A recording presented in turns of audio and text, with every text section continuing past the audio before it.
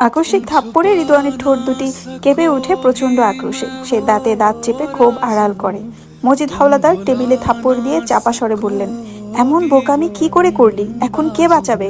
রিদওয়ান মাথা নত করে চুপচাপ দাঁড়িয়ে রইল। পূর্ণার খবরটা শোনার পর থেকে বেঁচে থাকা কষ্টকর হয়ে গেছে। পূর্ণার শরীরে অগণিত প্রমাণ রয়েছে যা রিদওয়ানের জন্য বিপজ্জনক। মুতালিব যেখানে সেখানে ফেলে চলে আসবে জানলে সে এই দায়িত্ব দিত না, কিন্তু যা হওয়ার তো হয়েই গেছে। এখন তাকে একমাত্র মজিদ বাঁচাতে পারেন। খলিল মিয়ে যাওয়া গলায় বলল, ভাইজান, ও বুঝে নাই, ও না বুঝা কইরা ফেলাইছে। মজিদ চেয়ারে বসলেন। জগ থেকে ঢকঢক করে পানি খেয়ে বললেন, যা করেছে করেছেই, কিন্তু শেষে কি বোকামিটা করলো? লাশকেও ঝোপে ফেলে আসে। রিদওয়ান মুখ খুলল, আমি মুতালিব কাকারে কইছিলাম লাশটা আজমপুর হাওরে ফেলে আসতে। রিদওয়ানের কথা যেন আগুনে ঘি ঢাললো। মজিদ উঠে দাঁড়ান, রিদওয়ানের পিঠে এক নাগারে কয়েকটা থাপ্পড় বসিয়ে খিটখিট করে বললেন, তুই চুপ থাক হারামজাদা। রিদওয়ানের হাত মুষ্টিবদ্ধ হয়ে যায়। মজিদ খলিলের দিকে তাকিয়ে বললেন, এখন এখানে বসে থাকবি নাকি আমার সাথে যাবি? খলিল চট করে উঠে দাঁড়ালেন। মজিদ মাথার টুপিটা ঠিক করে রিদওয়ানকে বললেন, তুইও আয় সাথে। রিদওয়ান পতাটকে বলল, কাকা, একটা কথা ছিল। আবার কি বলবি তুই? গতকাল রাতে ভাঙা ফটকের বাইরে ইয়াকুব আলী আর তার ছেলেকে দেখেছি। মজিদের চোখ মুখ ফ্যাকাশে হয়ে যায়। ইয়াকুব আলী শিক্ষিত ও মার্জিত একজন ব্যক্তি, যিনি ইসলামের আদেশে চলাফেরা করেন, নিজের সর্বোচ্চ বিলিয়ে দেন গরিব দুঃখীদের। কিন্তু মজিদকে টেক্কা দিয়ে মাতবরি পদটা ছিনিয়ে নিতে পারেননি। তবে তিনি ক্ষমতাবান ব্যক্তি। মজিদের সামনে দাঁড়ানোর মতো ক্ষমতা তার আছে। গত 4 বছর ধরে এই মহান ব্যক্তির মুখোমুখি মজিদকে হতে হচ্ছে। 4 বছর আগে ইয়াকুব আলী সৌদিতে ছিলেন। সৌদি থেকে এসেই সিদ্ধান্ত নিয়েছেন জনসেবা করবেন। এই লোক তার বাড়ির আশেপাশে ঘুরঘুর করছে মানে তো বিপজ্জনক কিছু হওয়ার সম্ভাবনা রয়েছে। মজিদ আন্দাজ করে নিলেন সেই দিনের সমাবেশের ঘটনাটা থেকে ইয়াকুব আলীর কিছু সন্দেহ হয়েছে। তিনি রিদওয়ানের দিকে তাকিয়ে রাগী স্বরে বললেন, বিপদের জাল চারদিকে, তার মধ্যে তুই আবার আরেক ঘটনা ঘটালি। রিদওয়ান প্রবল আত্মবিশ্বাসের সাথে বলল, আপনি পূর্ণার ব্যাপারটা সামলান, আমি বাকিগুলো সামলে নেব। রিদওয়ানের উচ্চারিত প্রতিটি শব্দ মজিদের গায়ে আগুন ছড়িয়ে দিচ্ছে। তিনি কটাক্ষ করে বললেন, তুই আমার বাল করবি। অপমানে রিদওয়ানের মুখটা থমথমে হয়ে যায়। সে খলিলের দিকে তাকায়। খলিল চোখের দৃষ্টি ফিরিয়ে নেন। মজিদ রাগে ফুঁসছেন। তিনি মেঝেতে থুতু ফেললে বেরিয়ে পড়লেন। মজিদের সাথে খলিলও বেরিয়ে গেলেন। রিদওয়ান অনেকক্ষণ থম মেরে দাঁড়িয়ে থাকে। তারপর জগের পানি দিয়ে মুখ ধুয়ে বেরিয়ে পড়ল। রিনু আলোক ঘর ছেড়ে দৌড়ে অন্দরমহলে চলে আসে। সে আলোক ঘর ঝাড়ু দিতে গিয়েছিল। তারপরই মজিদ, খলিল ও রিদওয়ানের কথা শুনেছে। বাড়িতে আমিনা আর আলো আছে। লতিফা পদ্মজার সাথে গিয়েছে। রিনু রান্নাঘরে এসে 4-5 গ্লাস পানি খেলো। তার বুক কাঁপছে। সে বাকহারা। পূর্ণাকে রিদওয়ান আর খলিল খুন করেছে, এটা শুনে তার মাথা ভনভন করছে। আজিদের বাড়ির আঙিনা শূন্য, কাউকে দেখা যাচ্ছে না। আমির চারপাশে চোখ বুলিয়ে সোজা ঘরের ভেতরে ঢুকে পড়লো। আসমানি হঠাৎ আমিরকে দেখে ভ্যাবাচাকা খেয়ে যায়। সে নিজেকে ধাতস্থ করার পূর্বে আমির তার গলা চেপে ধরলো। আসমানি আকস্মিক ঘটনায় হতভম্ব। সে দ্রুত আমিরের হাত চেপে ধরে। আমির দাঁতের দাঁত চেপে বলল, একটা মিথ্যা কথা বললে সোজা নরকে পাঠিয়ে দিব, মাগির ঝি। আসমানির নিঃশ্বাস নিতে কষ্ট হচ্ছে, কথা বলতে পারছে না। এক্ষুনি বুঝি দম বেরিয়ে যাবে। তার মুখ দিয়ে ঘ্যার ঘ্যার জাতীয় শব্দ বেরিয়ে আসে। আমির আসমানির হাঁটুতে লাথি দিয়ে আসমানিকে মাটিতে ফেলে দেয়। তারপর চুলের মুঠি ধরে শক্ত করে আসমানি কাশতে থাকে। হৃৎপিণ্ড আরেকটু হলে ফেটে যেত। শ্বাসনালী ছিলে রক্ত বেরিয়ে আসতো। তার মনে হচ্ছে সে নতুন জীবন পেয়েছে। আসমানি জোরে জোরে নিঃশ্বাস নেয়। রাগে আমিরের কপালের রগ ভেসে উঠেছে। পারলে সে আসমানিকে পিষে ফেলে। আমির গলার আওয়াজ নিচু করে বলল, পূর্ণার সাথে কি হয়েছিল? আসমানির চোখ দুটি বড় বড় হয়ে যায়। সে আমিরকে যতটুকু চিনে গতকালই আন্দাজ করতে পেরেছিল আমির দ্রুত সব ধরে ফেলবে, কিন্তু এত দ্রুত ধরে ফেলবে ভাবেনি। আসমানি কথা বলার জন্য উদ্যত হলো, তখন আমির হুমকি দিল, একটা অক্ষর মিথ্যে বললে এখানেই পুঁতে যাব, সত্য বলার সুযোগ দেব না। আমিরের কথা শুনে ভয় পেয়ে যায় আসমানি। 2 বছর আগের কথা। তাদের দলের একজন বিশ্বাসঘাতকতা করেছিল। আমির সেই বিশ্বাসঘাতককে যেখানে ধরেছিল সেখানেই মাটি খুঁড়ে পুঁতে এসেছিল। আসমানি কাঁদো কাঁদো হয়ে বলল, চুল ছাড়ো, কইতাসি। আমির আরো শক্ত করে ধরে। আসমানি আর্তনাদ করে উঠল। সে যত সময় নেবে তত বেশি অত্যাচারিত হবে, তাই দ্রুত সব বলে দিল। আমির আসমানিকে ছেড়ে দেয়। ঘরের দরজার সামনে এসে দাঁড়ায় মালেহা বানু। তিনি আজিদের মা এবং আসমানির শাশুড়ি। আমির চলে যেতে উঠে দাঁড়ায়। আসমানি তড়িৎ গতিতে বলে উঠল, কিছু খাইয়া যাও। আমির শুনেও না শোনার ভান করে মালেহা বানুর পাশ কাটিয়ে চলে গেল। মালেহা বানু অবাক চোখে আসমানিকে দেখছেন। মাতব্বরের ছেলে তার ছেলের বউকে মারলো কেন? তিনি প্রশ্ন করতে গিয়েও করলেন না। তীব্র কৌতূহল চাপা দিয়ে দরজা ছেড়ে নিজের ঘরে চলে গেলেন। শফিক আমিরের হাতে খুন হওয়ার পর মালেহা বানু অসুস্থ হয়ে পড়েন। তিনি জানেন শফিক নিখোঁজ। আসমানি এবং আজিদ শফিকের পরিণতি জানেন। তারা কেউ শফিককে হারিয়ে একটুও ব্যথিত নয়। পাপের রাজত্বে প্রয়োজনে সহযোগী পাওয়া যায়, আপনজন নয়। মালেহা বানু এ সম্পর্কিত কিছুই জানেন না। তিনি সবসময় নীরব। পাড়া ঘুরে বেড়াতে পছন্দ করেন। 2 ছেলের অর্থ উপার্জন করছে, এই তো অনেক। তিনি রানীর মতো আছেন। আর কি লাগে? তার রাগটা আসমানির উপর। আসমানির সাথে শফিকের দৃষ্টিকটু ঘেঁষাঘেঁষি তিনি অনেকবার দেখেছেন। এই নিয়ে কথা শোনাতে গেলে শফিক ও আজিদ দুইজনই ক্রুদ্ধ হতো। তাই তিনি অনেকদিন হলো আসমানির সাথে কথা বলাই বন্ধ করে দিয়েছেন। বাড়ি থেকে বের হওয়ার সময় আজিদের সাথে দেখা হয়। আজিদ আমিরকে দেখে বলল, শুনলাম পূর্ণা নাকি খুন হয়েছে। আমির উত্তর দিল না। সে আজিদকে এড়িয়ে যায়। আজিদ ঘাড় ঘুরিয়ে আমিরের উপর কটমট করে তাকায়। সে তার বড় ভাই শফিকের কথা শুনে এদের সাথে যুক্ত হয়েছিল। সেখানে দেখা হয় আসমানির সাথে। আসমানি সুন্দরী, রূপের ঝলকে পুরুষ মানুষকে কাত করার ক্ষমতা তার আছে। আজিদ মাঝে মধ্যে পাতালে যেত, তাও আসমানির সাথে সময় কাটানোর জন্য। আসমানি একাধারে পাতালের প্রতিটি পুরুষের সাথে রাত কাটাতো। আজিদ প্রথম অবাক হয়েছিল, একটা মেয়ে কি করে এতটা খারাপ হতে পারে। তারপর অবশ্য জেনেছে আসমানি তার জন্মদাত্রীর মতো হয়েছে। আমিরের দাদি নূরজাহানের সঙ্গী হিসেবে তার একজন বান্ধবী ছিল। সেই বান্ধবীর মেয়ে আসমানি। মায়ের পেশা মেয়ে পেয়েছে। আসমানি 16 বছর বয়স থেকেই তার গ্রামের কুকীর্তি করে বেরিয়েছে। গ্রামের সালিশে যখন তাকে গ্রাম থেকে বের করে দিল, তখন মজিদ হাওলাদার আর আমির হাওলাদার আসমানিকে আজিদের গলায় ঝুলিয়ে দিল। আজিদ এমন একটা মেয়েকে বউ হিসাবে গ্রহণ করতে সংকোচ করেছিল, কিন্তু তার বড় ভাই বিয়েটা সমর্থন করে এখানে আজিদের আর কিছু বলার ছিল না। সে আসমানিকে বিয়ে করে। তবে ইদানিং একটা বাচ্চার জন্য আজিদের মন কাঁদে। আসমানির কখনো বাচ্চা হলে সে মানতে পারবে না এই বাচ্চা তার। এ নিয়ে সে যন্ত্রণায় আছে। মনে মনে হাওলাদার বাড়ির আর মৃত শফিকের উপর ক্ষিপ্ত সে। গত কয়দিন ভেবে সে সিদ্ধান্ত নিয়েছে মজিদের অনুমতি নিয়ে সে আরেকটা বিয়ে করবে। আজিদ সোজা কলপারে চলে আসে। আজ বিকেলে তাকে রওনা হতে হবে। মালেহা বানুর অসুস্থতা বেড়েছে, শহরে ভালো ডাক্তারের কাছে নিয়ে যেতে হবে। তখন সময় বোধ হয় রাত 9টা। আমির অন্দরমহলে না গিয়ে সোজা আলোক ঘরে প্রবেশ করলো। গাঢ় অন্ধকারে আলোক ঘর ডুবে আছে। চারদিকে এতটাই নির্জন যে মনে হচ্ছে মৃত্যু নেমে এসেছে চারদিকে। খলিল মজিদ বাড়িতে নেই। তারা লোক দেখানো ভালো মানুষিতে ব্যস্ত। দুজনে মোড়ল বাড়ির অভিভাবক হয়ে উঠেছে। কিন্তু আমির জানে তারা প্রমাণ লুটপাটে ব্যস্ত। প্রমাণ নষ্ট করা তাদের বা হাতের কাজ। আমির বিছানায় হাতড়ে বালিশের নিচ থেকে দিসলাই বের করে হারিকেন জ্বালালো।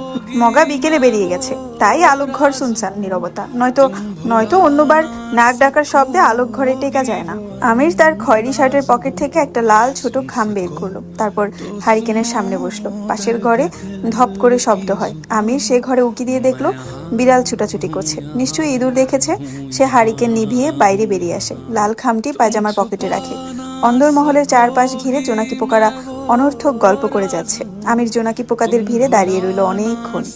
আজকের দিনটা অন্যরকম হওয়ার কথা ছিল, কিছুটা সুন্দর, কিছুটা দুঃখের, অথচ সবটাই শব্দহীন। আমির কিছু একটা ভেবে অন্দরমহলে প্রবেশ করে। লতিফা আমিরকে দেখে দৌড়ে এসে পথ আটকে বলল, ভাইজান, পদ্মর কি হইল বুঝতাছি না, কথাবার্তা কয় না। লতিফা চিন্তিত। আমির প্রসঙ্গ পাল্টে বলল, আমি থাকবো এখানে, তুই রান্না বসা। কথা শেষ করে উপরে উঠে গেল আমির। লতিফা রান্নাঘরে চলে যায়। আমির আজ পদ্মজার সাথে থাকবে শুনে সে কেন জানি খুব খুশি হলো। পুরনো দিনগুলোর কথা মনে পড়ে গেল। আমির সারাক্ষণ ঘরের ভেতর আঠার মতো লেগে থাকতো। না নিজে বের হতো আর না পদ্মজাকে বের হতে দিত। এই নিয়ে ফরিনা, রানী, নূরজাহান ও আমিনার কত কথা ছিল। লতিফার ঠোঁটে হাসি ফুটে উঠল। অতীত এত সুন্দর কেন হয়? দ্বিতীয় তলায় উঠতেই আমিরের শরীর কাটা দিয়ে উঠে। বারান্দা জুড়ে উত্তরের হাওয়া বইছে। আকাশে তারা ও অর্ধচন্দ্রের আলো ছাড়া আর কোনো আলো নেই। এমন একটা পরিবেশে মিনমিনিয়ে কেউ কাঁদছে। বড্ড অচেনা এই কান্না, যেন কোনো অশরীরী শত জনমের দুঃখ একসাথে মনে করে কাঁদছে। আমির দ্রুত পায়ে পদ্মজার ঘরে আসে। ঘরের প্রতিটি কোণা অন্ধকারে তলিয়ে আছে। বাতাসে একটা ভারী কান্না ভেসে বেড়াচ্ছে। আমির আন্দাজে বিছানার পাশে এসে দাঁড়ালো। বিছানার পাশে একটা টেবিল আছে। সে টেবিল হারিকেনে থাকে আর ড্রয়ারে থাকে দিসলাই। আমির দিসলাই বের করে হারিকেন জ্বালালো। ঘাড় ঘুরিয়ে দেখলো দেয়াল ঘেঁষে হাঁটুতে মুখ গুজে বসে আছে পদ্মজা। সে কাঁদছে। কান্নার দমকে কেঁপে কেঁপে উঠছে।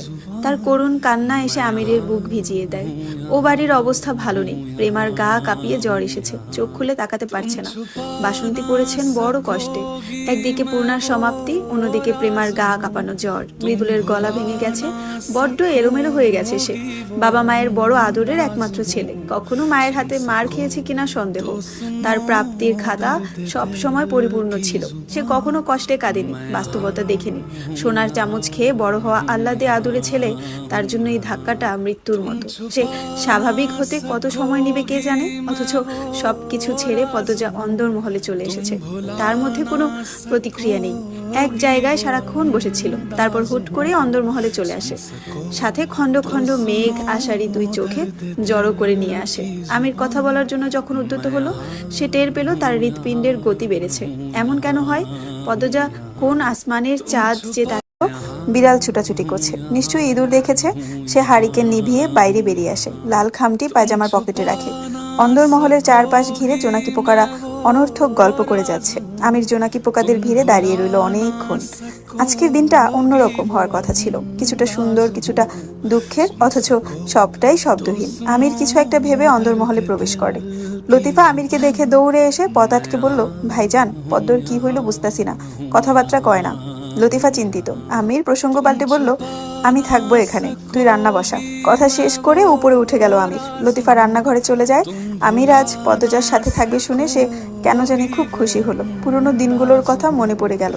আমির সারাক্ষণ ঘরের ভেতর আঠার মতো লেগে থাকতো, না নিজে বের হতো আর না পদ্মজাকে বের হতে দিত। এই নিয়ে ফরিনা, রানী, নূরজাহান ও আমিনার কত কথা ছিল।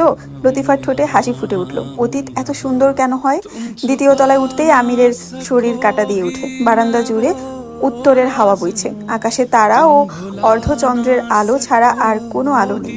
এমন একটা পরিবেশে মিনমিনিয়ে কেউ কাঁদছে, বড্ড অচেনা এই কান্না, যেন কোনো অশরীরী শত জনমের দুঃখ একসাথে মনে করে কাঁদছে। আমির দ্রুত পায়ে পদ্মজার ঘরে আসে। ঘরের প্রতিটি কোণা অন্ধকারে তলিয়ে আছে, বাতাসে একটা ভারী কান্না ভেসে বেড়াচ্ছে। আমির আন্দাজে বিছানার পাশে এসে দাঁড়ালো। বিছানার পাশে একটা টেবিল আছে, সে টেবিল হারিকেনে থাকে আর ড্রয়ারে থাকে দিশলাই। আমির দিশলাই বের করে হারিকেন জ্বালালো। ঘাড় ঘুরিয়ে দেখলো দেয়াল ঘেঁষে হাঁটুতে মুখ গুজে বসে আছে পদ্মজা। সে কাঁদছে, কান্নার দমকে কেঁপে কেঁপে উঠছে। তার করুণ কান্না এসে আমিরের বুক ভিজিয়ে দেয়। ও বাড়ির অবস্থা ভালো নেই, প্রেমার গা কাঁপিয়ে জ্বর এসেছে, চোখ খুলে তাকাতে পারছে না। বাসন্তী পড়েছেন বড় কষ্টে। একদিকে পূর্ণার সমাপ্তি, অন্যদিকে প্রেমার গা কাঁপানো জ্বর। মৃদুলের গলা ভেঙে গেছে, বড্ড এলোমেলো হয়ে গেছে সে। বাবা মায়ের বড় আদরের একমাত্র ছেলে, কখনো মায়ের হাতে মার খেয়েছে কিনা সন্দেহ। তার প্রাপ্তির খাতা সব সময় পরিপূর্ণ ছিল, সে কখনো কষ্টে কাঁদেনি, বাস্তবতা দেখেনি। সোনার চামচ খেয়ে বড় হওয়া আহ্লাদে আদুরে ছেলে, তার জন্য এই ধাক্কাটা মৃত্যুর মতো। সে স্বাভাবিক হতে কত সময় নেবে কে জানে। অথচ সবকিছু ছেড়ে পদ্মজা অন্দরমহলে চলে এসেছে। তার মধ্যে কোনো প্রতিক্রিয়া নেই, এক জায়গায় সারাক্ষণ বসেছিল, তারপর হুট করে অন্দরমহলে চলে আসে। সাথে খণ্ড খণ্ড মেঘ আষাঢ়ি দুই চোখে জড়ো করে নিয়ে আসে। আমির কথা বলার জন্য যখন উদ্যত হলো, সে টের পেল তার হৃৎপিণ্ডের গতি বেড়েছে। এমন কেন হয়? পদ্মজা কোন আসমানের চাঁদ যে তাকে ছোঁয়ার কথা ভাবলেই আমিরের গলা শুকিয়ে আসে? কদিনের দূরত্বে মানুষটার চোখের দিকে তাকাতেও সংকোচ হচ্ছে, অথচ ফেলে আসা দীর্ঘ 6 বছরের প্রতিটি রাত দুজন দুজনের বুকের সাথে লেপ্টে কাটিয়েছে। কত উছলে পড়া জ্যোৎস্না রাত তারা ভালোবাসার গল্প রচনা করেছে। আমির রয়ে শুয়ে বলল, চলে এলে কেন? পদ্মজা মাথা তুলে তাকালো। পদ্মজার চোখের দৃষ্টিতে আমির এলোমেলো হয়ে গেল, বুক প্রবল ভাবে কাঁপতে থাকলো। পদ্মজার দৃষ্টি জাল আষ্টে পৃষ্ঠে বেঁধে ফেলে তাকে। সে বিছানার উপরে বসলো, বুকের ভেতর ঝড় বয়ে যাচ্ছে, অথচ পদ্মজা নির্লিপ্ত। পদ্মজার নাকের নাকফুলটা জলজল করছে। নাকফুলটি বিয়ের পর আমির পরিয়ে দিয়েছিল। নাকফুলে গেঁথে দিয়েছিল জনম জনমের ভালোবাসা, অথচ এখন সেই ভালোবাসা বিষের দানার মতো রূপ নিয়েছে। পদ্মজা এক হাতে মাথা ঠেকিয়ে কাঁদো কাঁদো স্বরে বলল, আমি কিচ্ছু পেলাম না জীবনে। আব্বার অবহেলা আর নোংরা কথা শুনে কাটিয়েছি 16টা বছর। তারপর আমার মা আমাকে ছেড়ে চলে গেল। সে হচ্ছে আরেক বিশ্বাসঘাতক। শেষ লাইনটায় ক্ষোভ, অভিমান প্রকাশ পায়। পদ্মজার গলা জোর বাড়িয়ে বিশ্বাসঘাতক শব্দটি উচ্চারণ করলো। আমির চট করে বলল, উনি বিশ্বাসঘাতক নন। পদ্মজা ক্ষুধার্ত বাঘিনীর মতো দুই হাতে খামচে ধরে মেঝেতে। আমিরের দিকে রক্ত চোখে তাকায়। তার বুক থেকে আঁচল মেঝেতে পড়ে আছে। সে রাগে দাঁতে দাঁত চেপে আমিরকে বলল, করেছে সব কিছুর জন্য আমার মা দায়ী। সব ভুল আমার মায়ের। সে আমাকে জন্ম দিয়েছে, আমাকে আগুনে ঠেলে দিয়ে নিজে চলে গেছে। ছোট থেকে আমাকে বলে এসেছে সারা জীবন আমার সাথে থাকবে, আমাকে আগলে রাখবেন, যাই হয়ে যাক সব আমাকে বলবে। কিন্তু আম্মা একটা কথাও রাখিনি কোনো কথা। প্রতারক, বিশ্বাসঘাতক, সব দোষ আমার মায়ের, সব দোষ। পদ্মজা অস্থির হয়ে পড়েছে, তার নিঃশ্বাস এলোমেলো। সে বিপর্যস্ত, কাঁদতে কাঁদতে হুট করে আমিরের দিকে তাকিয়ে সে হাসলো, বলল, সবাই কি ভেবেছে আমাকে কষ্ট দিয়ে কাঁদাবে? আমি কাঁদবো না, কিছুতেই কাঁদবো না। কাঁদবো না বলেও আবার কাঁদতে শুরু করলো। কষ্টের মাত্রা পেরিয়ে গেলে মানুষ মানসিকভাবে বিপর্যস্ত হয়ে পড়ে। সে তার জীবনের ছোট ঘটনাগুলোকে বড় করে ভাবতে থাকে, সারাক্ষণ বিলাপ করে আর কাঁদে। পদ্মজার অবস্থা এখন ওরকম। সে তার চেনা সত্তা থেকে বেরিয়ে পড়েছে। পদ্মজার কান্না শুনে আমিরের মাথা ফেটে যাচ্ছে। সে চিৎকার করে বলতে চাইছে, পদ্মবতী, কান্না থামাও তুমি। আমি সহ্য করতে পারছি না। এত কেন কষ্ট তোমার? তুমি পদ্মবতী নাকি কষ্টবতী? মনের কথা মনেই রয়ে গেল। আমির পারল না কিছু বলতে। সে বিছানার মাঝে গিয়ে বসলো, দুই হাতে নিজের মাথার চুল টেনে ধরে, ঘন ঘন নিঃশ্বাস নেয়। আত্মগ্লানি তাকে গ্রাস করে ফেলেছে। সে যেন অদৃশ্য কোনো শেকলে বন্দী। পদ্মজার আর্তনাদ, বিলাপ গুমড়ে গুমড়ে কেঁদে ঘরের চারদিকে ঘুরে বেড়াচ্ছে। আমির টের পাচ্ছে, আর টের পাচ্ছে বলেই মনে হচ্ছে তার মস্তিষ্কে কেউ যেন রড দিয়ে পিটাচ্ছে। সে জানালার বাইরে তাকায়। রাতের লক্ষ্য তারাতেও যেন বেদনার গুঞ্জন হৃদয়ের শহর খা খা করছে। ইচ্ছে হচ্ছে অন্যবারের মতো পালিয়ে যেতে, কিন্তু আজ সে পালাবে না। সে পালাতে চায় না। তার ভেতরটা তীর তীর করে কাঁপছে। মোলায়েম বাতাসের ঝংকার, রগে রগে শিরশির অনুভূতি হচ্ছে। আমির পদ্মজার দিকে তাকায়, নিজের মাথার চুল আরো জোরে টেনে ধরে। পদ্মজা পা ছড়িয়ে বসলো, দেওয়ালে মাথা ঠেকিয়ে চোখ বুঝলো। আমির পদ্মজার উপর চোখ রেখে নিজের হাত কামড়ে ধরে। সে নিজেকে নিজে প্রশ্ন করে, সে কি নিজের সিদ্ধান্তে অটল? হ্যাঁ, না, হ্যাঁ, না, একটা সিদ্ধান্ত ব্যবধান মাত্র। তাহলেই মনের যুদ্ধে সমাপ্তি। খুব দ্রুত উত্তর আসে, হ্যাঁ। মুহূর্তে অদৃশ্য ভারী দেয়াল ভেঙে চুরমার হয়ে যায়। পৃথিবীর সব ফুল জেগে ওঠে। শান্ত সমুদ্রের ঢেউ যেন বিকট শব্দ তুলে আছড়ে পড়ে তীরে। আমির বিছানা থেকে নেমে পদ্মজার দুই বাহু চেপে ধরে দাঁড় করায়। পদ্মজার দরজার বাইরে তাকিয়ে আছে। তার বারবার হ্যালোসিনেশন হচ্ছে। একবার পূর্ণাকে দেখছে, তো অন্যবার পারিজাকে। দুইজনই রক্তাক্ত অবস্থায় তার সামনে আসে। পদ্মজা খামচে ধরে আমিরের চোখ মুখ, নখের আঁচড়ে গাল ছিঁড়ে নেয়। আমির তার দুই হাতে পদ্মজাকে বুকের সাথে চেপে ধরল। পদ্মজা আবার কান্না শুরু করে। আমির পদ্মজাকে বিছানায় বসিয়ে দিল। একটু শান্ত হও, একটু। পদ্মজা এতক্ষণ আমিরকে টের পায়নি, এখন টের পাচ্ছে। সে এক ঝটকায় আমিরের হাত দূরে সরিয়ে দেয়। তারপর বিছানার মাঝে গিয়ে বসলো। আমির পদ্মজার সামনে এসে বসলো। আমিরের মুখটা দেখে মনে পড়ে যায় প্রথম দিনের কথা। সেদিন পাতালে আমিরের সাথে প্রথম দেখা হয়েছিল। আমির নগ্ন মেয়েগুলোকে বেল্ট দিয়ে পেটাচ্ছিল। পদ্মজার রক্ত ছলকে উঠে। তার বোনের সাথেও কি এমন হয়েছে? কিছু বুঝে ওঠার পূর্বে পদ্মজা আমিরের গলা চেপে ধরলো। আমির হকচকিয়ে গেলেও বাধা দিল না। পদ্মজা আমিরের মুখের উপর ঝুঁকে কিছু একটা বিড়বিড় করে, যা অস্পষ্ট। বিড়বিড় করতে করতে শরীরের সবটুকু শক্তি দিয়ে দুই হাতে আমিরের গলা চেপে ধরে রাখে। আমির গলায় প্রচন্ড চাপ অনুভব করে। তার নিঃশ্বাস ভারী হয়ে আসে। চোখ বুঝতেই যন্ত্রণায় চোখ থেকে জল বেরিয়ে আসে। পদ্মজা আমিরের গলা ছেড়ে দিল, দূরে সরে বসলো। আমিরের শুকিয়ে যাওয়া মুখটা দেখে ফিক করে হেসে দিল। তারপর আবার নীরব হয়ে গেল। তার চোখের সামনে ভেসে ওঠে হেমলতার মৃত্যু মুখ, পারিজার মৃত্যু মুখ, পূর্ণার মৃত্যু মুখ। পূর্ণা একটা গাছের সামনে বসে কাঁদছে। এই তো, তার চেয়ে মাত্র কয়েকটু দূরেই সেই গাছটা। পারিজা একটা বাড়ির ছাদে বসে আছে, তার গলা থেকে রক্ত ছুঁয়ে ছুঁয়ে পড়ছে। পদ্মজা থম মেরে সেখানে তাকিয়ে রইল। অদ্ভুত স্বরে কেঁদে উঠল। আমির নিজেকে ধাতস্থ করতে সময় নিল। পদ্মজা কান্না থামিয়ে অবাক চোখে আয়নার দিকে তাকায়। সে কিছু দেখছে। আমির পদ্মজার কাছে এসে বসে। পদ্মজার এক হাত মুঠোয় নিয়ে আঙুলগুলো আলতো করে ছুঁয়ে দেয়। পদ্মজার মুখের উপর কয়টা চুল উড়ে বেড়াচ্ছে। আমির অবাধ্য চুলগুলোকে পদ্মজার কানে গুজে দিল। পদ্মজার চোখ, নাক, গাল, ঠোঁট পর্যবেক্ষণ করে আমির উকি দিল অতীতে।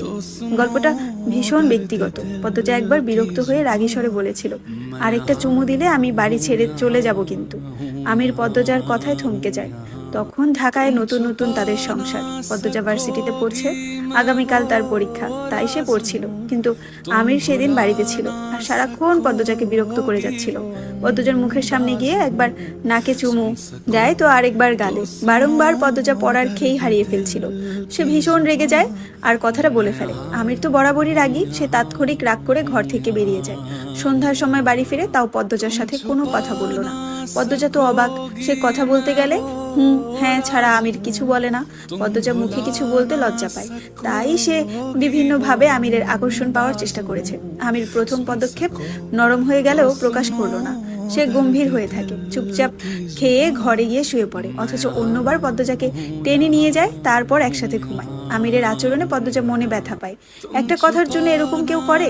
পদ্মজা অভিমানে বৈঠকখানায় বসে থাকে। আমির এদিকে চিন্তিত। রাত বাড়ছে, পদ্মজা আসে না কেন? সে ভাবলো পদ্মজা এসে ইনিয়ে বিনিয়ে কথা বলার চেষ্টা করবে আর রাগ ভাঙানোর চেষ্টা করবে।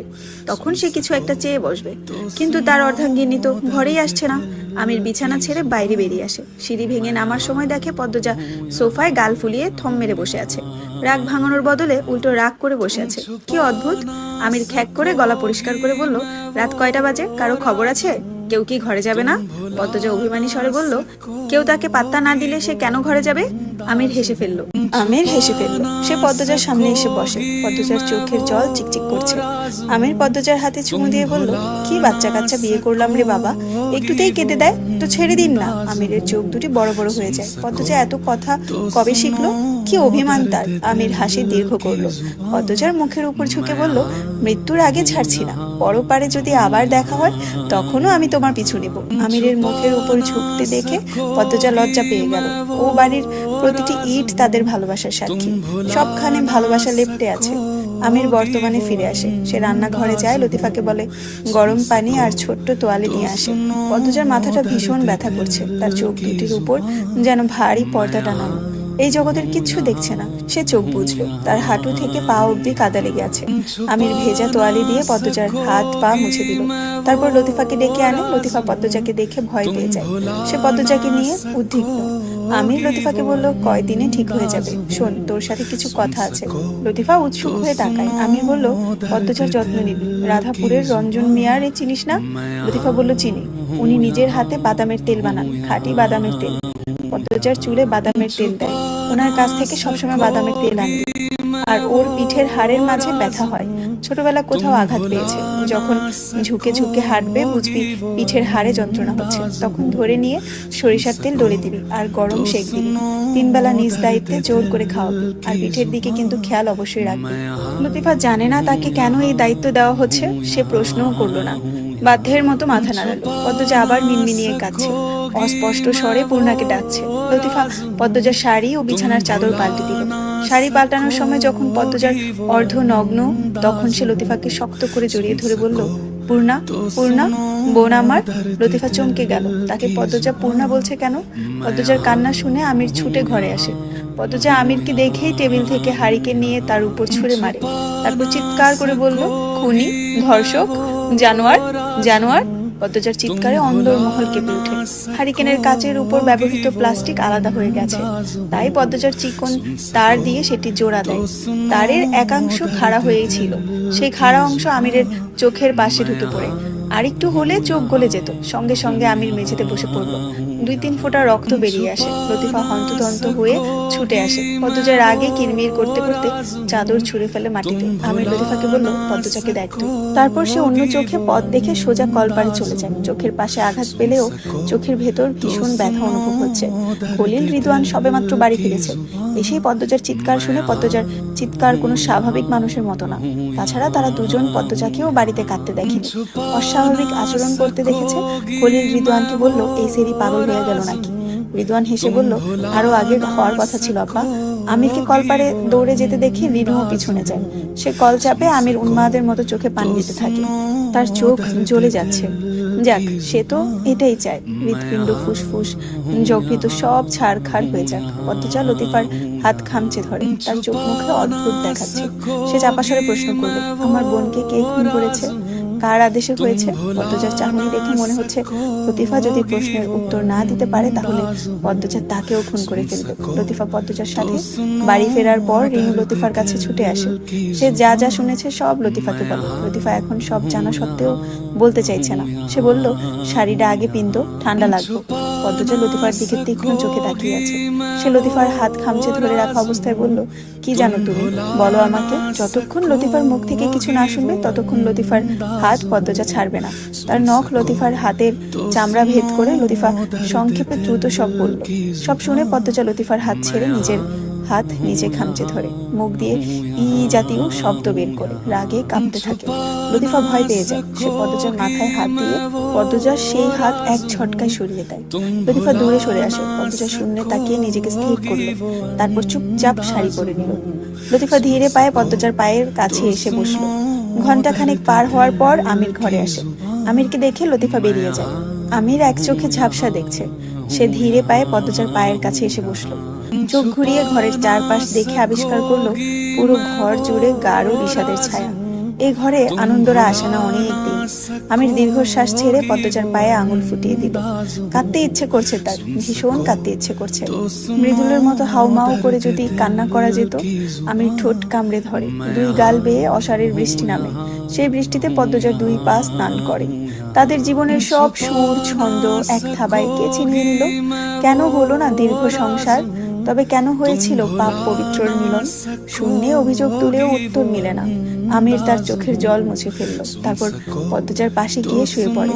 একবার ভাবলো পদ্মজাকে শক্ত করে জড়িয়ে ধরবে, তারপর আবার ভাবলো যদি পদ্মজার ঘুম ভেঙে যায় পাশেও শুয়ে থাকতে পারবে না, তাই চুপচাপ দূরত্ব রেখে শুয়ে থাকে। শেষ রাতে পদ্মজা ঘুমের মধ্যে কেঁদে ওঠে। সে স্বপ্নে শুধু রক্ত দেখছে, রক্তের সাগর, রক্তের নদী, রক্তের পুকুর। পদ্মজা ভয়ে চট করে উঠে চোখ খুলে। সে ঘুমাচ্ছে না, বরং বারবার পূর্ণার সাথে সাক্ষাৎ করছে। পাশ ফিরে দেখে আমির শুয়ে আছে, তার চোখ দুটি বোঝা। গত দিনগুলিতে সে ঘুমায়নি। পদ্মজার সংস্পর্শে আসতেই তাকে ঘুম জেগে ধরেছে। পদ্মজা আমিরকে দেখে থমকায়। আমিরের এক চোখ ফুলে গেছে। পদ্মজা আলতো করে আহত স্থান ছুঁয়ে দেয়। কি যেন মনে পড়তেই অন্যদিকে ফিরে শুয়ে পড়ে। আমির চোখ খুলল। সে পদ্মজার পিঠের উপর নির্বিকার ভাবে চেয়ে রইল। ফজরের আজানের সুর ভেসে আসে কানে। বিষাদ রাঙা ভোরের আলো ঝাঁপিয়ে পড়ে ঘরের ভিতর। আমির উঠে বসে। পদ্মজা আবার ঘুমিয়েছে। ঘুমের মাঝে বিড়বিড় করছে। আমির কান পেতে শুনে পদ্মজা পূর্ণাকে কিছু বলছে। সে তার পায়জামার পকেট থেকে লাল খামটি বের করে বালিশের কভারের ভেতর রেখে দিল। তারপর বিছানা থেকে নেমে পদ্মজার মুখের সামনে চেয়ার নিয়ে বসলো। ভোরের মায়াবী আলোয় পদ্মজার বিষণ্ণ মুখটা আরো বিষণ্ণ দেখাচ্ছে। আমির সাবধানে পদ্মজার কপালে চুমু দিল, হাতে চুমু দিল, তারপর মিষ্টি করে হেসে বলল, তুমি চাও বা না চাও, পরপারে দেখা হলে আমি আবার তোমার পিছু নিব। চাঁদটা ঠিক মাথার উপরে, চারদিকে ভয়াবহ নিস্তব্ধতা। জোনাকি পোকা ও রাতের প্যাঁচা কারোর মুখে রা নেই। এমনকি বাতাসেরও নিজস্ব শব্দও থমকে গিয়েছে। শুধু শোনা যাচ্ছে তাণ্ডব লীলার আহ্বান। গাছের ডালপালার আড়ালে থেকে নিশাচর পাখিরা চেয়ে আছে। তারা তেজস্বী পদ্মজার আগমন দেখছে। পদ্মজার এক একটা কদম নিশাচর পাখিদের মনে বজ্রপাতের মতো আঘাত হানছে। তার সাদা শাড়ি থেকে বিচ্ছুরিত সাদা রং নিশাচরদের চোখ ঝলসে দিচ্ছে। পদ্মজার এক হাতে রামদা, অন্য হাতে দড়ি। দড়ি দিয়ে বাঁধা 3টি নেড়ি কুকুর। আচমকা কুকুরগুলো চিৎকার করে উঠল। নিশাচর পাখিরা ভয় পেয়ে এক গাছ থেকে অন্য গাছে উড়ে গেল। গাছের ডালপাড়া নড়ে উঠতে পদ্মজার সহ 3টে কুকুর আর চোখে উপরে তাকালো। 4 জোড়া হিংস্র চোখ জল করছে। কুকুরগুলোর চোখের চেয়ে মানব সন্তান পদ্মজার চোখের দৃষ্টি ভয়ঙ্কর, যেন চোখ নয় আগ্নেয়গিরি। এক্ষুনি আগুন ছড়িয়ে দিয়ে চারপাশ ভস্ম করে দিবে। পদ্মজা পায়ে হেঁটে ঘাস পেরিয়ে একটা পুকুরের সামনে এসে দাঁড়ালো। পুকুরের জল কুচকুচে কালো। পুকুরের চেয়ে কিছুটা দূরে মাথা উঁচু করে দাঁড়িয়ে আছে বড় বড় রেন্ট্রি গাছ। গাছগুলোর 100 বছর বয়স। রেন্ট্রি গাছের সাথে বাঁধা অবস্থায় ঘুমাচ্ছে মজিদ, খলিল, আমির, রিদওয়ান ও আসমানী। পদ্মজা পাশ থেকে ছোট চৌকি খাট টেনে নিয়ে অদ্ভুত ভঙ্গিমায় বসলো। তার শরীরে রক্ত বুদবুদ করে ফুটছে। ঘুমন্ত অমানুষগুলোকে দেখে তার ঠোঁটে তিরস্কারের মৃদু হাসি ফুটে উঠল। যখন চোখ খুলবে আমির ও তার দলবল আবিষ্কার করবে তারা বন্দী, আর সামনে 3টে কুকুরের সাথে অস্ত্র হাতে দাঁড়িয়ে আছে পদ্মজা। তখন তাদের কেমন অনুভূতি হবে? 7 ঘন্টা পূর্বে, তখন শেষ প্রহরের বিকেল। পদ্মজা লতিফাকে পানি আনতে পাঠিয়েছে। সে রান্নাঘরে রান্না করছে। লতিফা কলপাড়ে এসে আমিরকে দেখতে পেল। আমির আলোক ঘরে প্রবেশ করছে মাত্র।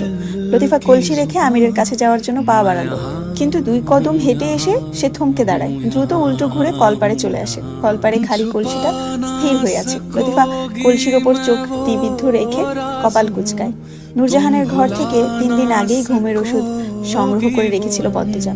আজ রাতের খাবার পরিবেশন করার পূর্বে খাবারের সাথে ঘুমের ওষুধ মিশিয়ে দেওয়া হবে।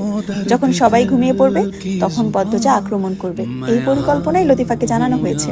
লতিফা কলপাড়ে এসে আমিরকে দেখে দুর্বল হয়ে পড়ে। তার বলে দিতে ইচ্ছে হয় পদ্মজা আমির যেন রাতের খাবার না খায়, কিন্তু যখন মানুষত্ব জেগে উঠল সে থেমে গেল। আজ লতিফার একখানা বড় কাজ আছে। রিনুকে নিয়ে তার পালাতে হবে। এই বাড়িতে কিশোরী রিনু এসেছে গত বছর। তার আগেও অন্দরমহলে রিনু নামের একজন কাজের মহিলা ছিল। তিনি ডায়রিয়ায় গত হয়েছেন 2 বছর আগে।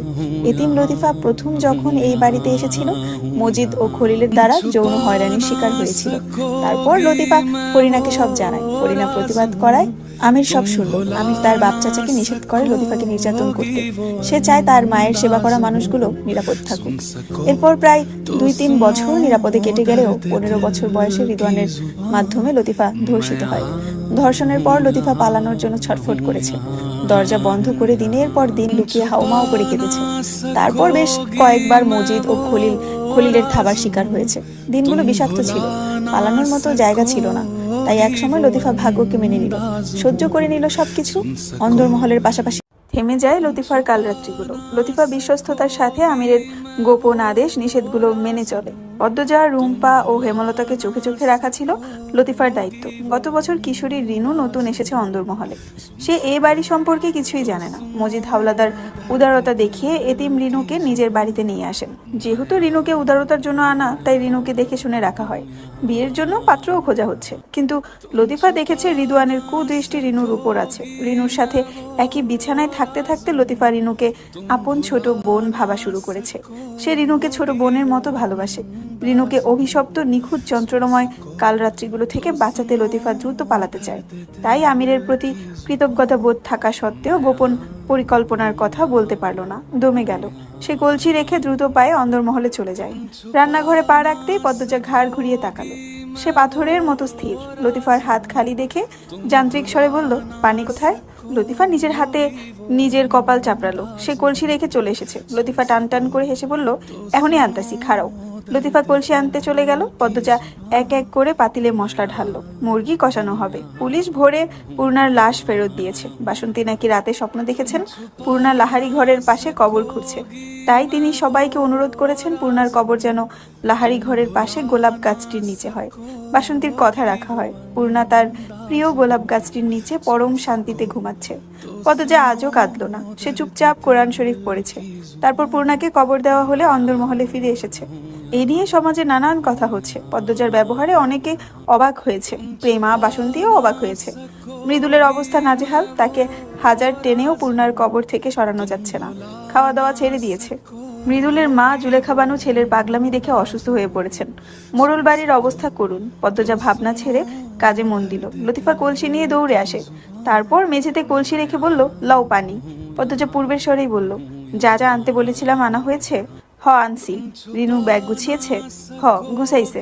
রিনুকে ডাকো। লতিফা রান্নাঘর থেকে গলা উঁচু করে ডাকলো, রিনু রে, ওই রিনু। রিনু আশেপাশেই ছিল। লতিফার ডাক শুনে দ্রুত হেঁটে আসে। সে গতকাল থেকে আতঙ্কে আছে। ভয়ে রাতে ঘুমাতে পারিনি। রিনুর সামনের দাঁতগুলো উঁচু, গায়ের রং কুচকুচে কালো, কিন্তু মনটা সাদা, সহজ সরল একটা মেয়ে। রিনু এসে বলল, হ আপা। পদ্মজা বলল, রাতে বের হয়ে যাবি লতুবুবুর সাথে। পথে একদম ভয় পাবি না। আমি লতুবুবুকে কিছু টাকা দিয়েছি আর একটা ঠিকানা দিয়েছি। আল্লাহ সহায় আছেন, বিসমিল্লাহ বলে বের হবি। পথে আল্লাহকে স্মরণ করবি বেশি বেশি। ইনশাআল্লাহ কোনো ক্ষতি হবে না। রিনু বাধ্যের মতো মাথা নাড়ালো। লতিফা পদ্মজাকে বলল, তোমারে ওরা যদি কিছু করে? পদ্মজা উত্তর দিল না। লতিফা উত্তরের আশায় তাকিয়ে রইল। অনেকক্ষণ পর পদ্মজা বলল, আমার ঘর থেকে কাপড়ের ব্যাগটা নিয়ে পুকুর পাড়ের আশেপাশে কোথাও রেখে আসো। এখন আর একটু পেঁয়াজ রসুন বাটো। রাইখা আইছি, সব কাম শেষ। গোয়াল ঘরের পিছনে 3টা কুত্তা বান্ধা আছে। চিল্লাইছে অনেকক্ষণ। খাওয়ান দিছি, এরপরে থামছে। আর ওই যে আলমারিটার পিছনে একটা বয়াম আছে, ওইটার ভিতরে রিনু বিষ পিঁপড়া ভরছে। এটাও একটু পরে রাইখা আমুনে। মরে যাবে না? না, বয়ামের মুখ কাপড় দিয়া বাঁধা রাখছি, ভিতরে মাটিও আছে, বলল রিনু। পদ্মজা, লতিফা ও রিনু 3জনে মিলে রান্না শেষ করলো। আমিনা সদর ঘরে আলোকে নিয়ে খেলছেন। তার জীবন আলোতে সীমাবদ্ধ, আর কিছুতে পরোয়া করেন না। আগে ঘরের ব্যাপারে হলেও কথা বলতেন, এখন তাও করেন না। সারাদিন আলোর সাথে কথা বলেন, মনের ব্যথা আলোকে শোনান। আলো কিছু বুঝুক না বুঝুক শুধু হাসে। আলোর হাসিটাই আমিনার সঙ্গী। রিনু রান্নাঘর থেকে বেরিয়ে গিয়েছিল। মিনিট 2-এর মাঝে দৌড়ে ফিরে আসে। পদ্মজাকে জানায়, রিদওয়ান ভাইজানে আইতাছে, লগে একটা সেরি। পদ্মজার হাত থেমে যায়। তাহলে সেই নারী যে পূর্ণাকে হত্যা করতে সাহায্য করেছে। রিনু এক হাত দিয়ে অন্য হাত চুলকাতে থাকলো। সে রিদওয়ানকে আগে ভয় পেত, এখন নাম শুনলেই কাঁপে। লতিফা রিনুর অস্বস্তি ভয় খেয়াল করে বলল, রিনু ঘরে যা, দরজাটা লাগাই দিবি। লতিফার বলতে দেরি হয়, রিনু ঘরে চলে যেতে দেরি হয় না। রিদওয়ান সদর ঘরে প্রবেশ করে। আসমানিকে বলল, আমার লগে থাকবা না অন্য ঘর লইবা? রিদওয়ানকে দেখেই আমিনা আলোকে নিয়ে ঘরে চলে যান। আসমানি নিকাব তুলে চোখ বড় বড় করে বলল, বাড়ির ভিতরে তোমার লগে থাকুম? আইসি যে এটাই বেশি, এমনিতে ডর লাগতেছে আমার। তখন রানী কাকি এরা ছিল, এখন তো নাই। যারা আছে এরা থাকা আর না থাকা সমান। আসমানি চারপাশ দেখে বলল, পদ্মজা কই? আসমানির চোখ মুখ দেখে দাঁত কেলিয়ে হাসল রিদওয়ান। বলল, বাবুর বউ পাগল হয়ে গেছে, মাথা ঠিক নেই, ভয় পেও না। আসমানি চারপাশ দেখতে দেখতে বলল, মাথা ঠিক নেই দেখাই তো ডর বেশি। রিদওয়ান আসমানির সাথে ঘনিষ্ঠ হয়ে দাঁড়ালো। বলল, আজিত ফিরবে কোন দিন? মায়েরে লইয়া শহরে গেছে, আইতে 4-5 দিন তো লাগবই। তাহলে এই কয়দিন আমার সাথে থাকো। আসমানি রিদওয়ানের মুখের দিকে তাকিয়ে হাসলো। রান্নাঘর থেকে টুংটাং শব্দ আসছে। আসমানি বলল, পদ্মজা যদি জিগায় আমি কার কি লাগি?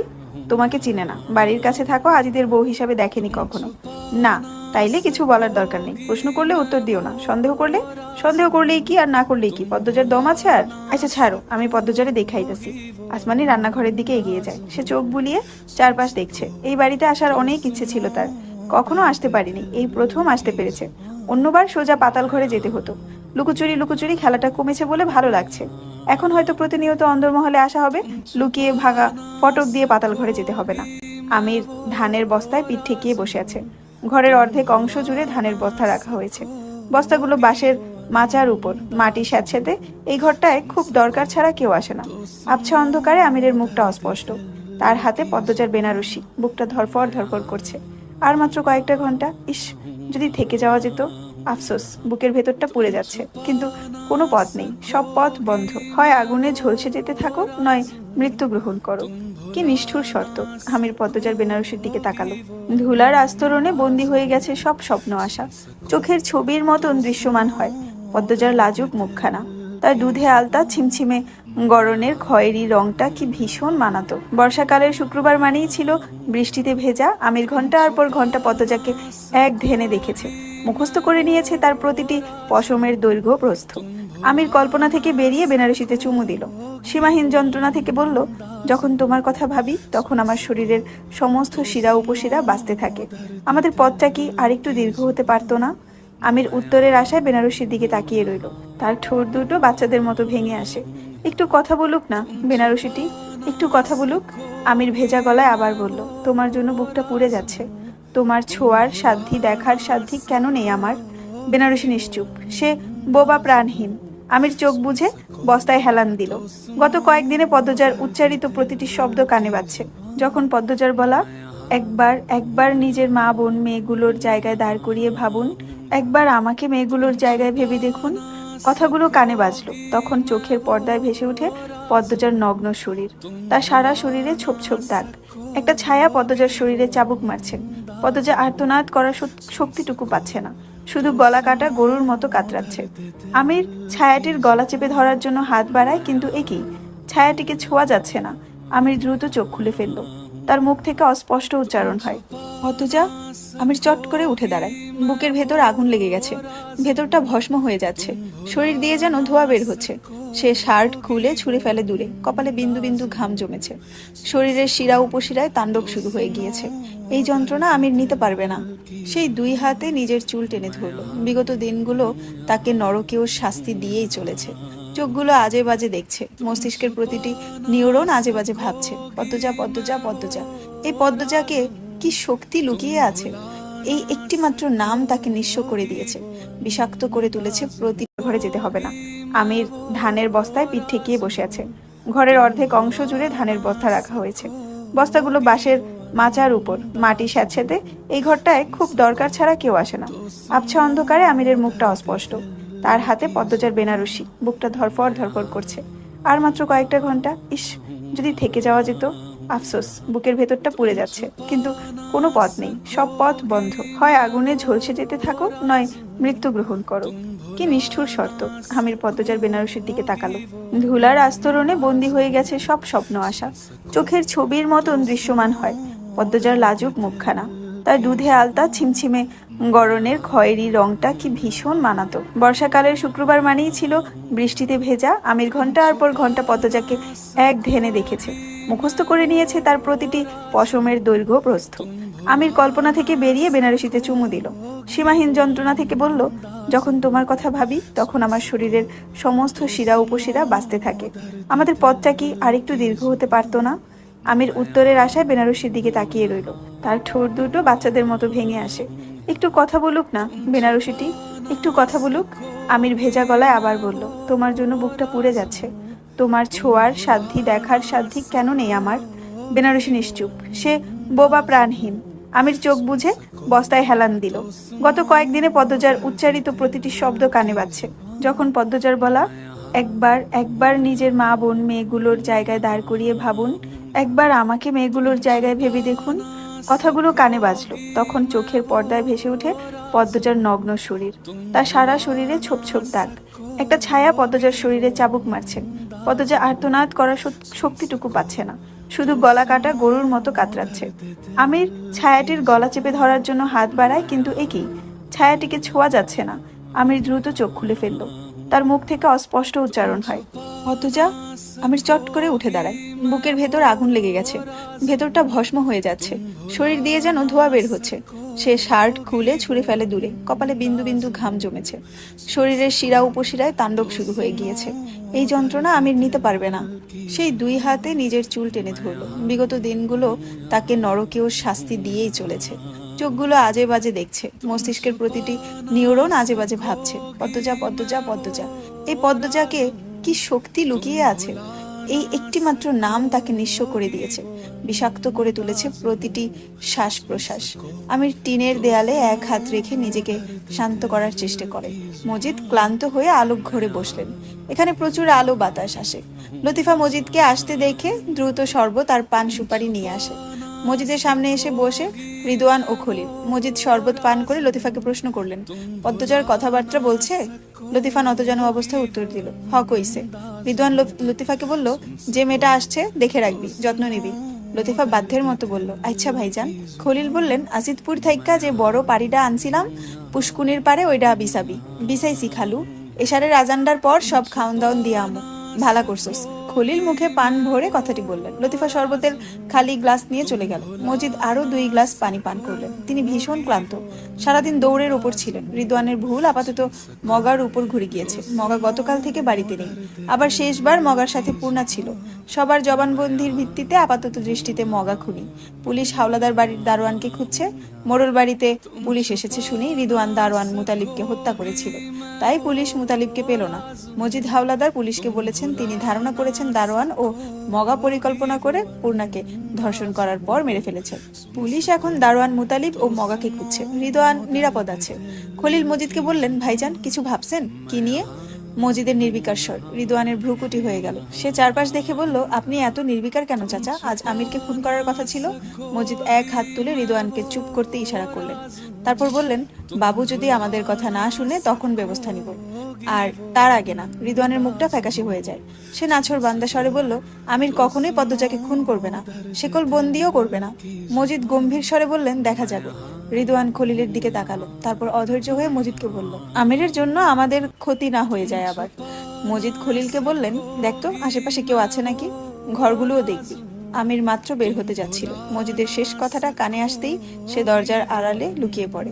খলিল আলোক ঘরে প্রথম দুটো ঘর দেখে এসে বললেন, কেউ নাই। তারপর চেয়ারে বসলেন। রিদওয়ান খলিলের দিকে তাকিয়ে ইশারা করে মজিদকে বুঝাতে।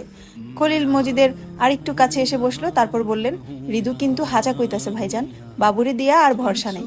মজিদ রিদওয়ানের দিকে তাকিয়ে বললেন, তুই কি বোঝাতে চাচ্ছিস? বাবু আমাদের খুন করে পদ্মজাকে নিয়ে সংসার করতে চাইবে? রিদওয়ান তড়িৎ গতিতে বলল, এটা কি সম্ভব না কাকা? আলমগীর ভাই কি করলো? মজিদ নির্লিপ্ত কণ্ঠে খলিলকে বললেন, খলিল তোর ছেলের বুদ্ধি এখনো হাঁটুতে আছে। রিদওয়ান উঠে দাঁড়ায়, তার মাথা চড়ে যাচ্ছে। মজিদ বললেন, তুই আমার পাশে বস, তোর মাথার কিছু কথা ঢোকাতে হবে। রিদওয়ান মনের বিরুদ্ধে আবার বসলো। মজিদ বললেন, চুপ করে আমার কথা শোন। আলমগীর আর বাবুর মধ্যে আকাশ পাতাল পার্থক্য। পাতাল ঘরের রীতি পূর্বপুরুষ থেকে পেলেও নারী পাচার চক্রটা সৃষ্টি বাবুর। এই চক্রে আলমগীর, তুই, আমি আর খলিল বাবুর দলের একটা অংশ মাত্র। আমরা সরে গেলে আমাদের উপর রাগ একমাত্র বাবুই ঝাড়তে পারবে। কিন্তু এই চক্রের শুরুটা যে করেছে সে হচ্ছে নেতা। গত সপ্তাহে বাবু ঢাকা থেকে একটা খাম নিয়ে আসছে। খামের চিঠিতে স্পষ্ট লেখা আছে 6 মাস পর বাবুর নিজ দায়িত্বে 16টা মেয়ে সিঙ্গাপুরে পাঠাবে। সারনার জনের সাথে 3 মাস আগে থেকে চুক্তিবদ্ধ বাবুর স্বাক্ষর আছে চিঠিতে। বাবুর প্রতিজ্ঞাবদ্ধ। রিদওয়ান বলল,